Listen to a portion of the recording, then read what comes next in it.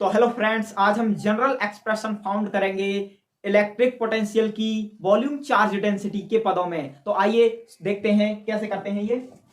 Potential due to charge distribution, अगर charge volume में distributed हो तब माना एक पॉइंट पर प्लस क्यू चार्ज है तथा इससे कुछ दूरी से आर डिस्टेंस पर पॉइंट उबी है, तब पोटेंशियल चार्ज, ठीक है, माना प्लस क्यू चार्ज है और इससे कुछ दूरी पर पॉइंट उबी है और हमने जो इन दोनों के बीच की दूरी मानी है वो हमने क्या मानी है, आर, ठीक है। तब पोटेंशियल चार्ज जो होगा वो क्या होगा, उबी बराबर 1/4 pi epsilon naught into Q upon R. R हमने यहां पर डिस्टेंस माना है, ठीक है। अब अगर एक से ज्यादा चार्ज हैं जो डिस्ट्रीब्यूटेड हैं पर कॉन्टिन्यूअस नहीं, हमने एक से ज्यादा चार्ज माने हैं Q1, Q2 एंड Q3, ठीक है। इससे भी हमने थोड़ी दूरी पर एक पॉइंट माना है, पॉइंट OB, ठीक है। और इनके जो बीच की दूरी है तो इसके बीच की दूरी R1, R2 एंड R3, ठीक है।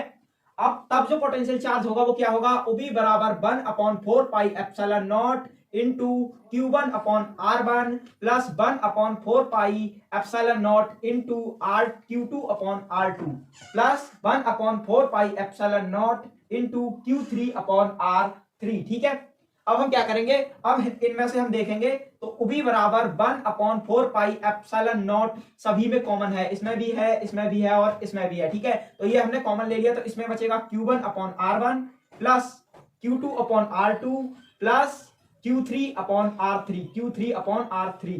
अब अगर चार्ज बहुत ज्यादा हो, क्योंकि अगर चार्ज कम होते हैं तब तो हम 1 हो, 2 हो, 3 हो, 4 हो तो हम ऐसे कर सकते हैं, बट अगर चार्ज बहुत ज्यादा हो, 50 हो, 100 हो, 200 हो, तो हम कहां तक कैलकुलेट करेंगे इस तरीके। अब अगर चार्ज बहुत ज्यादा हो तब क्या करेंगे, तो उबी बराबर 1/4 pi epsilon naught into summation ले लेंगे I1 से और n तक, ठीक है, QI अपॉन RI, ठीक है। तो अब इससे आगे चलते हैं, इसे मिटा देते हैं।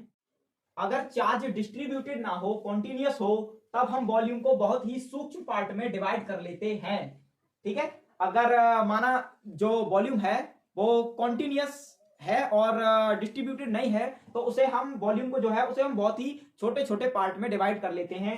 अब हम जो क्या करेंगे, अब हमने सेम ये पार्ट यहां पर एक मान लिया, ठीक है। अब इससे कुछ दूरी पर हमने एक पॉइंट ओ भी मान लिया, उन दोनों के बीच का जो डिस्टेंस है उसे हमने आर मान लिया, ठीक है। और इस जो पार्ट है उसे हमने डी क्यू मान लिया। अब हम क्या करेंगे, डी उबी बराबर 1/4 पाई एप्सिलॉन नॉट इंटू जो हमने डी क्यू माना है, डी क्यू और जो डिस्टेंस हमने माना है आर उसे अपॉन आर हमने लिख लिया, तो डी बी बराबर 1/4 pi epsilon naught into D Q upon R, ठीक है।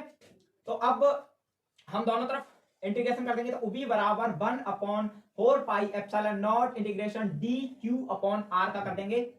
अब पोटेंशियल चार्ज डेंसिटी के रेस्पेक्ट में, अब जब हम चार्ज डेंसिटी के रेस्पेक्ट में कर रहे हैं तो अभी जो हमने इस पॉइंट को हमने डी क्यू माना था, अब हम नेक्स्ट डायग्राम में हम उस पॉइंट को रो डी टॉ मान लेंगे, ठीक है।